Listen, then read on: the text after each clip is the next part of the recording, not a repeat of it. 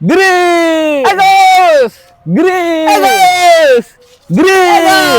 ఉన్నావురా? బాగున్నావా?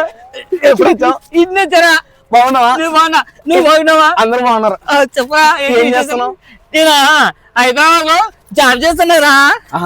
హైదరాబాద్ లో ఉన్నారా? ఏం చెప్తున్నారా? నేను అడగలేదురా. ఇలా నవ్వుకొని ఎన్ని రోజులైందిరా? అబ్బా చాలా రోజులైందిరా. ఎప్పుడు వచ్చారా? నిన్నే వచ్చారా? ఏం సుబ్రాడు పెద్ద బాగున్నావా? బాగున్నారా మీరు? ఏమంటే దళ్ళు కూర్చున్నావు? నీ కొడుకు రాలే? రాలేదయా. ఏమైంది? ఒకసారి కూడా వచ్చిపోలేవు. రారా అంటే రాకుండా ఉన్నాడు. పని అని ఉన్నాడు. ఒక పూట వచ్చిపోతే బాగుంటది కదా. పండుగ పూట పండుగ కూడా రాలేదా? రాలేదు. వాళ్ళ కష్టజీతం నాకు అవసరం లేదు. పండుగకు వచ్చిపోతే చాలు. ఏదో లేకపోతే వాడు ఏం కష్టాలు పడుతున్నాడు వాడ, మనకేం తెలుసు. ఇప్పుడు మేమే ఉన్నాం చూడు, మా తిప్పలు మేము పడుతున్నాం. సిటీలు అని పోతామా?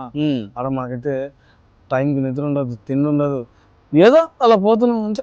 ఏం బాధపడద్దు, ఉన్నాం అనుకో, పండుగ చేస్తాం. ఓకే, సాయంత్రం మంచి బిర్యానీ తినే కాదు. కోడి పందాలు ఉన్నాయి, కోడి పందాలు వేసుకుందాం. బాధపడద్దు, ఫ్రెండ్స్. ఇలాంటి పెద్ద మనుషులు ఎంతో మంది పల్లెటూర్లలో వాళ్ళ బిడ్డల కోసం కాయలు కాస్తుంటారు. కేవలం పండుగలు ఎందుకు వస్తాయి తెలుసా?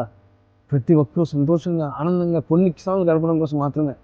మన పేరెంట్స్ని మనం ఎప్పుడు వదలకండి ఫ్రెండ్స్. కనీసం పండుగల కోసమైనా మనం వచ్చి వాళ్ళ దగ్గర ఒక 2 రోజులు గడిపి వెళ్తే ఆ సంవత్సరం అంతా వాళ్ళు మన జ్ఞాపకాలు పడతారు ఫ్రెండ్స్. కాబట్టి దయచేసి అందరూ పండగలు వచ్చినా పబ్బం వచ్చినా ఖచ్చితంగా మీ కుటుంబాలతో సంతోషంగా గడపండి. ఈ రీల్ మీకు నచ్చితే దయచేసి షేర్ చేయండి, సబ్స్క్రైబ్ చేయండి. మాలా ఎంతో కష్టపడుతున్న మాలాంటి వాళ్ళకి మీ సపోర్ట్ ఉండాలి ఫ్రెండ్స్. అందరికీ సంక్రాంతి శుభాకాంక్షలు చెప్పండి. సంక్రాంతి శుభాకాంక్షలు అందరికీ.